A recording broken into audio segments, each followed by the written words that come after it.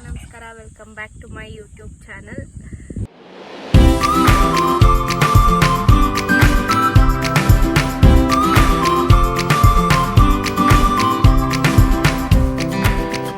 So ಇವತ್ತಿನ blog ಏನಾಗಿರುತ್ತೆ ಅಂತ ಅಂದರೆ, ನಾವು ಊರಿಗೆ ಬಂದಿದ್ದೀವಿ, ಹಬ್ಬ ಇತ್ತು. ಸೊ ಹಂಗಾಗಿ ಹಬ್ಬದ ಬ್ಲಾಗ್ ಆಗಿರುತ್ತೆ.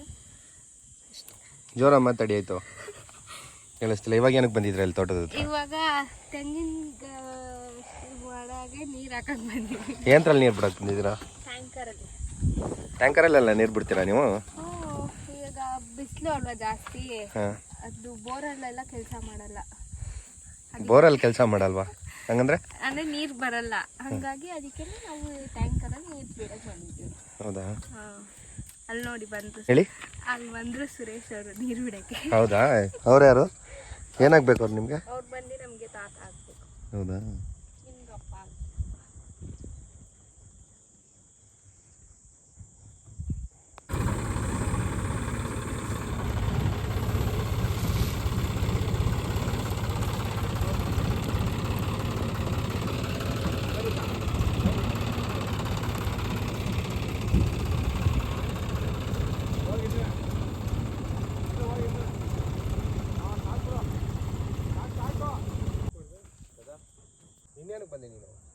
ಸುಮ್ಮನೆ ಬಂದೆ.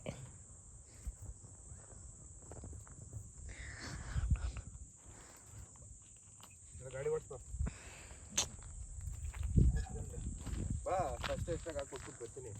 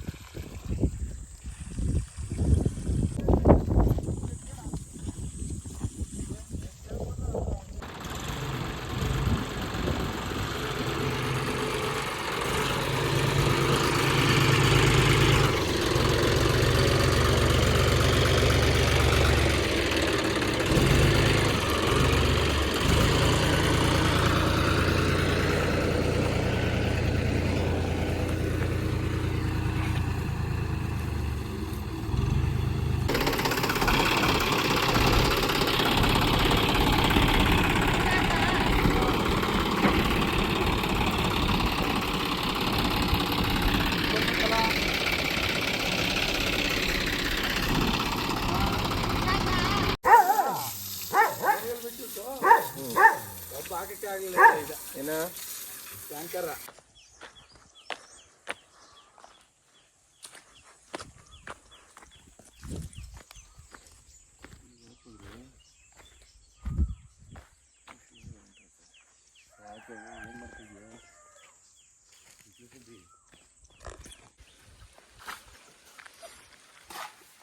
ಐ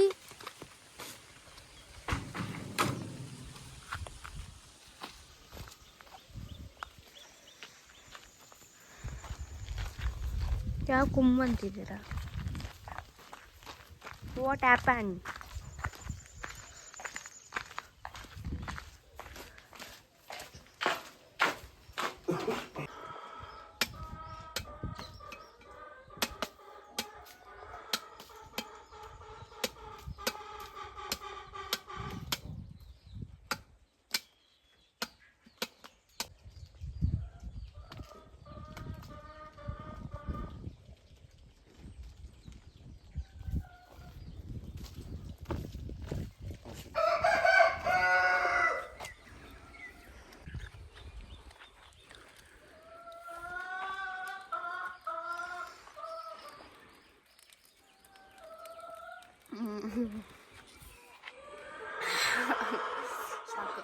ಹಿಡ್ಕೋ.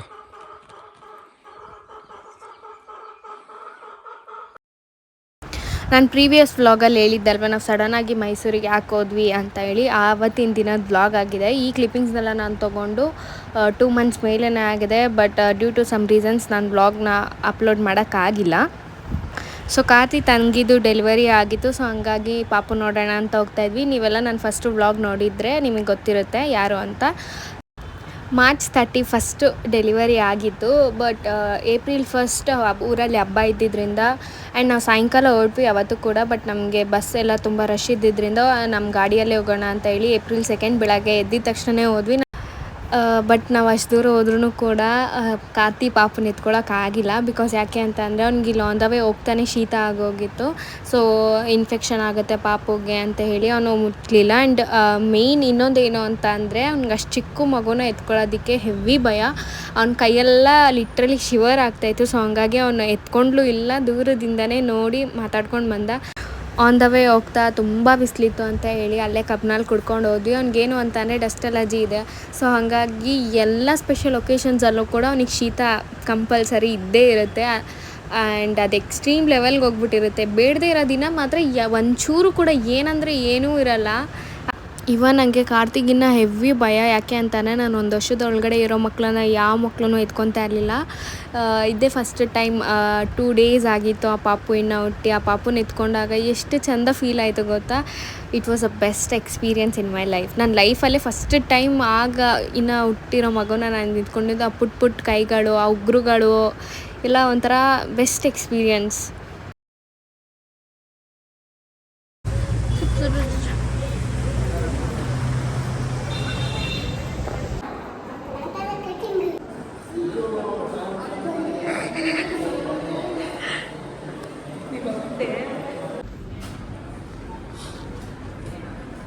ಕಣ್ಣೆಲ್ಲ ರೇಟ್ ಆಗಿದೆ. ರೇಟ್ ಯಾಕೆ ಕೇಳ್ತಿರಲ್ಲ ಮಾತೆಗಳು. ನಾವೀಗ ಪಾಪು ಬಟ್ಟೆ ತೊಗೊಳಕ್ಕೆ ಅಂತ ಬಂದಿದ್ವಿ. ಹೋಗೋಣ ಬನ್ನಿ. ಆಗ್ಲಿಂದ ಬರೀ ಪಾಪು ಬಗ್ಗೆನೇ ಮಾತಾಡ್ತಿದ್ದೀನಿ. ಬಟ್ ಯಾವ ಪಾಪು ಆಯಿತು ಅಂತಲೇ ಹೇಳಿಲ್ಲ. So yes, it's a girl baby. ನಾವಂತೂ ಫುಲ್ ಖುಷಿ. ನನಗೂ ಕಾರ್ತಿಗಂತೂ ಗರ್ಲ್ ಬೇಬೀಸ್ ಅಂತ ಅಂದರೆ ತುಂಬ ಇಷ್ಟ. ಆ್ಯಂಡ್ ಅದು ಗರ್ಲ್ ಬೇಬಿ ಹುಟ್ಟಬೇಕು ಅಂತಲೇ ನಿಜವಾಗ್ಲೂ ಬ್ಲೆಸ್ಸಿಂಗ್ಸ್ ಇರಲೇಬೇಕು. ಸೊ ಎಸ್, ತುಂಬ ಕ್ಯೂಟಾಗಿ ತುಂಬ ಮುದ್ದಾಗಿದ್ದಾಳೆ. ನನ್ನ ಫಸ್ಟ್ ವ್ಲಾಗಲ್ಲಿ ಇಬ್ಬರು ಚಾಲೆಂಜ್ ಕಟ್ಕೊಂಡಿದ್ರು. ಕಾರ್ತಿ ಅದರಲ್ಲಿ ಗರ್ಲ್ ಬೇಬಿನೇ ಆಗೋದು ಅಂತೆಲ್ಲ ಹೇಳಿ ವಾದ ಮಾಡಿದ. ಸೊ ಎಸ್, ಗರ್ಲ್ ಬೇಬಿನೇ ಆಯಿತು. ಹಾಗಂತ ಹುಡುಗ ಆಗಿದ್ರೆ ಬೇಜಾರಾಗ್ತಾಯಿದ್ವಿ ಅಂತೆಲ್ಲ ಏನಿಲ್ಲ. ಈ ಹುಡುಗ ಆಗಿದ್ರೂ ಖುಷಿ ಪಡ್ತಾಯಿದ್ವಿ. ಹುಡುಗಿ ಆಗಿರೋದ್ರಿಂದ ಒಂಚೂರು ಜಾಸ್ತಿ ಖುಷಿ ಪಡ್ತಾಯಿದ್ದೀವಿ ಅಷ್ಟೇ. ನಂದು ಸ್ಫೂರ್ತಿದು ಬಾಂಡ್ ಹೆಂಗಾಗೋಗಿದೆ ಅಂತ ಅಂದರೆ ಹೇಳೋಕ್ಕೆ ಆಗಲ್ಲ. ಯಾಕೆ ಅಂತಂದರೆ ನನ್ನ ಲೈಫಲ್ಲಿ ಏನು ನಡೀತಾ ಇರುತ್ತೋ ಎಕ್ಸಾಕ್ಟ್ ಅವಳ ಲೈಫಲ್ಲೂ ಅದೇ ಥರ ನಡೀತಾ ಇರುತ್ತೆ. ಒಂಥರ ನಾವಿಬ್ರದ್ದು ಕನೆಕ್ಟ್ ಆಗಿದೆ ಬಾಂಡ್. ಆ್ಯಂಡ್ ಇನ್ನೊಂದೇನು ಅಂತ ಅಂದರೆ ನನಗೆ ಕೆಲವೊಂದೊಂದು ಸಿಚುಯೇಷನಲ್ಲಿ ಫ್ಯಾಮಿಲಿ ಅಥವಾ ನಾನು ಯಾರ ಹತ್ರನೂ ಶೇರ್ ಮಾಡ್ಕೊಳ್ದೇ ಇರೋದನ್ನು ಲಿಟ್ರಲಿ ಕೆಲವೊಂದೊಂದು ಸಲ ನೈಟ್ 12 ಗಂಟೆ 1 ಗಂಟೆ ತನಕ ಇಬ್ಬರು ಚಾಟ್ ಮಾಡಿರ್ತೀವಿ. ಎಲ್ಲ ಹೇಳ್ಕೊಂಡಿರ್ತೀನಿ ಅವಳ ಹತ್ರ. ನಾನು ಪರ್ಸ್ನಲಾಗಿ ಹೋದಾಗ ಹತ್ಕೊಂಡು ಹೇಳಿದ್ದೀನಿ ಈ ಥರ ಆಗುತ್ತೆ ಅಂತ ಎಲ್ಲ ಹೇಳಿ. ನಾನು ಒಬ್ಬರ ವ್ಯಕ್ತಿ ಹತ್ರ ನಾನು ಪರ್ಸ್ನಲ್ ವಿಷಯಗಳನ್ನ ಶೇರ್ ಮಾಡ್ಕೋತೀನಿ ಅಂತಂದರೆ ಅದು ಸ್ಫೂರ್ತಿ ಹತ್ರ ಮಾತ್ರನೇ. ಇನ್ನು ಯಾರ ಹತ್ರನೂ ನನ್ನ ಪರ್ಸ್ನಲ್ ಲೈಫ್ ಬಗ್ಗೆ ನಾನು ಮಾತಾಡಲ್ಲ. Even it's about relationship, family issues ಎಲ್ಲನೂ ಕೂಡ. ಕೆಲವೊಂದೊಂದು ಸಲ ಅಸಂಪ್ಷನ್ಸ್ ತಪ್ಪಾಗುತ್ತೆ ಅನ್ನೋದಕ್ಕೆ ಇದೆ ಬೆಸ್ಟ್ ಎಕ್ಸಾಂಪಲ್. ಯಾಕೆ ಅಂತ ಅಂದರೆ ಲವ್ ಮಾಡಬೇಕಾದ್ರೆ ನಾನು ಸ್ಫೂರ್ತಿ ತುಂಬ ಸಲ ಜಗಳ ಆಡಿದ್ದೀವಿ, ಮುನ್ಸ್ಕೊಂಡಿದ್ದೀವಿ. ಕೆಲವೊಂದೊಂದು ಸತಿ ಕಾರ್ತಿ ಜೊತೆನೂ ಸ್ಫೂರ್ತಿ ಮುನ್ಸ್ಕೊಂಡಿದ್ದಾಳೆ. ಬಟ್ ಮದುವೆ ಆದಮೇಲೆ ನಾನು ಅಂದ್ಕೊಂಡಿದ್ದೇ ಬೇರೆ, ಬಟ್ ಆಗಿರೋದೇ ಬೇರೆ. ಇನ್ನು ಬೇರೆ ಯಾರೇ ಇದ್ದಿದ್ರೂ ಕೂಡ ಆ ಬಾಂಡ್ ಕ್ರಿಯೇಟ್ ಆಗ್ತಾ ಇರಲಿಲ್ಲ. ಸೊ ಎಸ್, ಈ ಬಾಂಡ್ ಇದೇ ಥರ ಇರಲಿ. ಆ್ಯಂಡ್ ಈ ಬಾಂಡ್ ಮೇಲೆ ಯಾರು ಕೆಟ್ಟ ಕಣ್ಣುಗಳು ಬೀಳದೇ ಇರಲಿ.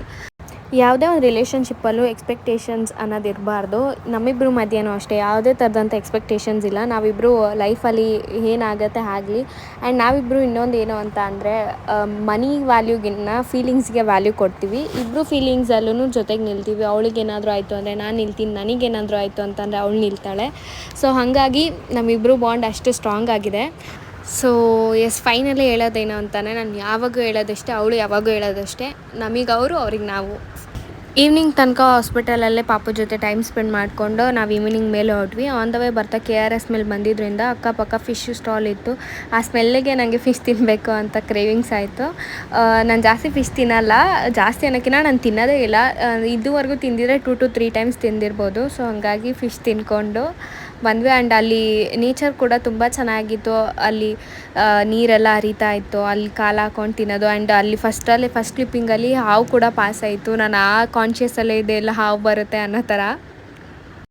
ನಾವಿಬ್ಬರು ಪಾಪು ಬಂದಮೇಲೆ ಹೇಗೆ ಆಗೋಗಿದ್ದೀವಿ ಅಂತ ಅಂದರೆ ಫಸ್ಟು ಶಾಪಿಂಗ್ ಮಾಡೋಕ್ಕೆ ಹೋಯ್ತು ಅಂತ ಅಂದರೆ ನಾವು ಹೋಗೋದೇ ಕಿಡ್ಸ್ ಸೆಕ್ಷನಿಗೆ. ಆ್ಯಂಡ್ ಹೆಣ್ಮಕ್ಳಿಗೆ ಬಟ್ಟೆಗಳು ಎಷ್ಟು ಕ್ಯೂಟಾಗಿರುತ್ತೆ ಅಲ್ವಾ. ಸೊ ಹಂಗಾಗಿ ಅದೊಂಥರ ಖುಷಿ, ಈ ಬಟ್ಟೆ ಅವಳಿಗಾಗುತ್ತೆ, ಇದು ತೊಗೊಂತು ಅಂತ ಅಂದರೆ ಅವಳು 6 ಮಂತ್ ಆದಮೇಲೆ ಹಾಕ್ಕೋಬೋದು ಅನ್ನೋ ಥರ ಎಲ್ಲ ಮಾತಾಡಿಕೊಂಡು ಹೋದಾಗ ಎಲ್ಲ ಒಟ್ಟಿಗೆ ತೊಗೊಂಡೋಗೋಣ ಅಂತೆಲ್ಲ ಮಾತಾಡಿಕೊಂಡು ತೊಗೊಂಡ್ಬರ್ತೀವಿ. ನಾವು ಈ ಸಲ ಹಬ್ಬಕ್ಕೆ ಊರಿಗೆ ಹೋದಾಗ ಆಲ್ಮೋಸ್ಟ್ 1.5 ವೀಕ್ ಊರಲ್ಲೇ ಇದ್ವಿ. ಸೊ ಹಂಗಾಗಿ ಯಾವ್ದಾದ್ರು ವಾಟರ್ ಪ್ಲೇಸಸ್ಗೆ ಹೋಗೋಣ ಅಂತ ಹೇಳಿ ಕಾರ್ತಿಗೆ ಹೇಳಿದೆ. ಸೊ ಹಂಗಾಗಿ ಅವನು ಸುತ್ತಮುತ್ತ ಹತ್ರದಲ್ಲಿ ಇರೋ ಕಡೆ ಹೋಗೋಣ ಅಂತ ಹೇಳಿ ಇಲ್ಲಿ ಕರ್ಕೊಂಡು ಬಂದ. ಇದು ಬಂದು ನಾಗಮಂಗಲ ಹತ್ರ ತೊಳ್ಳಿ ಅನ್ನೋ ಊರಲ್ಲಿ ಈ ಬಾವಿ ಇದೆ. ಈ ಬಾವಿ ರೀಲ್ಸಲ್ಲಿ ಸಖತ್ ಫೇಮಸ್ ಆಗ್ತಾ ಇದೆ ಇವಾಗಂತೂ. ಎಲ್ಲಿ ನೋಡಿದ್ರು ಈ ಬಾವಿದೇ ರೀಲ್ಸ್ ಬರ್ತಾಯಿದೆ ನನಗಂತೂ. ಸೊ ಹಂಗಾಗಿ ಕಾರ್ತಿ ಯೂಶ್ವಲ್ ಆಗಿ ಸ್ವಿಮ್ಮಿಂಗ್ ಮಾಡಬೇಕು ಅಂತಂದರೆ ಈ ಬಾವಿಗೇನೆ ಬರೋದು ಅಂತ ಹೇಳ್ತಾ ಇದ್ದ. ಬಟ್ ನಾನು ಅಲ್ಲಿ ಅಬ್ಸರ್ವ್ ಮಾಡಿದ್ದೇನು ಅಂತ ಅಂದರೆ ಸ್ವಿಮ್ಮಿಂಗ್ ಮಾಡೋದಕ್ಕೆ ಅಂತ ಬರೋರು ಕಮ್ಮಿ, ಅಲ್ಲಿ ಎಂಜಾಯ್ ಮಾಡೋಕ್ಕೆ ಅಂತ ಬರ್ತಿರೋ. ಹೌದು, ಎಲ್ಲನೂ ಲಿಮಿಟ್ಸಲ್ಲೇ ಇರಬೇಕು. ಡ್ರಿಂಕ್ಸ್ ಮಾಡ್ಕೊಂಡು ಅಲ್ಲೆಲ್ಲ ಸುತ್ತಮುತ್ತ ಎಷ್ಟು ಚೆನ್ನಾಗಿದೆ ಗ್ರೀನರಿ, ಅಲ್ಲೆಲ್ಲ ಬಾಟಲ್ಸ್ ಹಾಕ್ಕೊಳ್ಳೋದು. ಆ್ಯಂಡ್ ಕೆಲವೊಬ್ಬೊಬ್ಬರು ಹೈಟಿಂದ ಅಲ್ಲಿ ನೀರೊಳಗಡೆ ಬೀಳ್ತಾರೆ. ಆ ರಭಸಕ್ಕೆ it may be cause death.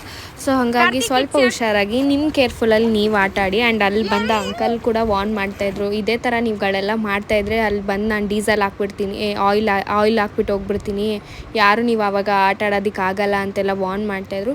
So S, ಇರೋದು ಒಂದು ಲೈಫು, ಅದನ್ನ ನಾವು ಹುಷಾರಾಗಿ ಕಾಪಾಡ್ಕೋಬೇಕು.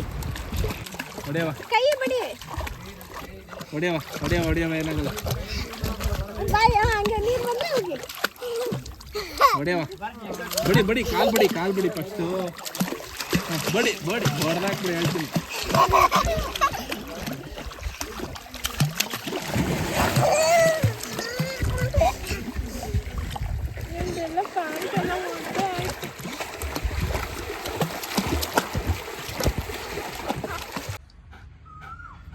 ಕೈಗೆ ಕೊಡೋದನ್ನು.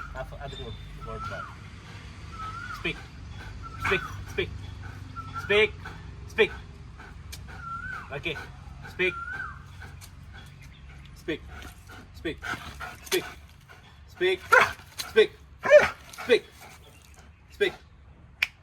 ನನ್ನ ಮಗ. Speak. God. No.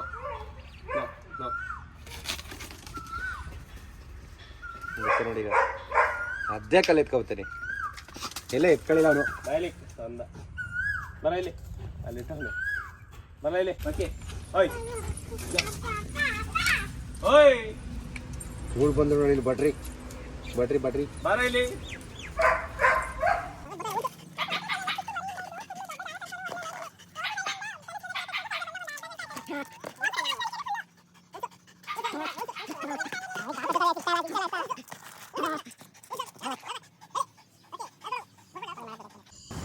ಸೊ ನಾನು ನೈಟು ಬಾರ್ಬಿಕ್ಯೂ ಮಾಡಿಕೊಡಿ ಅಂತ ಕೇಳಿದ್ದೆ. ಸೊ ಹಂಗಾಗಿ ಇಲ್ಲೆಲ್ಲ ಪ್ರಿಪೇರ್ ಮಾಡ್ಕೋತಾ ಇದ್ದಾರೆ. ಈ ಸ್ವಲ್ಪ ಡಿಫ್ರೆಂಟಾಗಿ ಮಾಡಿದ್ವಿ, ಬಟ್ ಟೇಸ್ಟ್ ಮಾತ್ರ ತುಂಬ ಚೆನ್ನಾಗಿ ಬಂದಿತ್ತು.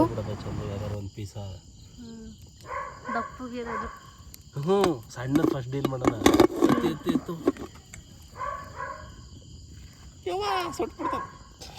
ಯಾರ ಸಾಪ್ ಹಾಕ್ಬಿಟ್ಟಾರೆ ನಮ್ಗೆ ಆಗದೆ ಇರೋದು. ಮುಂದೆ ಗೊತ್ತಾಗೋಯ್ತಾ?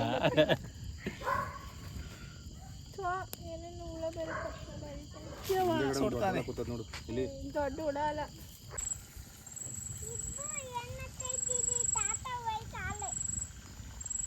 ಹೋಗಿ ನೀನು ತಾತನ ಜೊತೆ.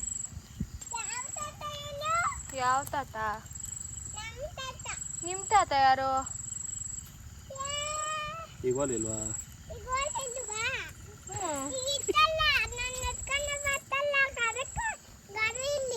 ಹೆಂಗೆ ಹೋಗ್ಬೇಕಿತ್ತು. ಅಲ್ಲಿನ್ನ 2 ಪಾಪು ಇದ್ದು, ಅವ್ರ ಹತ್ರ ಕರ್ಕೊಂಡು ಹೋಗೋರು. ಯಾ ನಿಮ್ಮ ಅಪ್ಪಂಗೆ ಬೇಕಂತೆ ವಿಡಿಯೋ.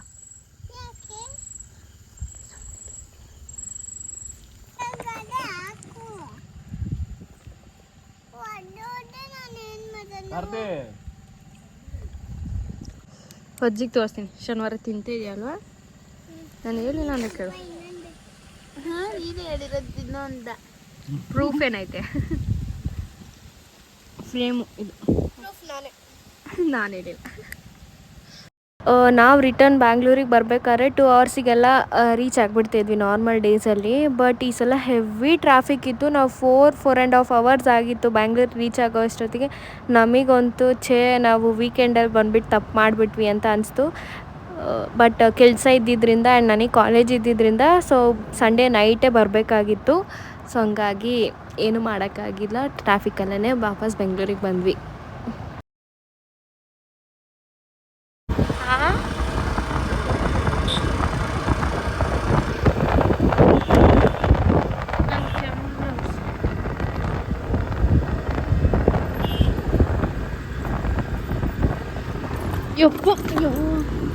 ಏನು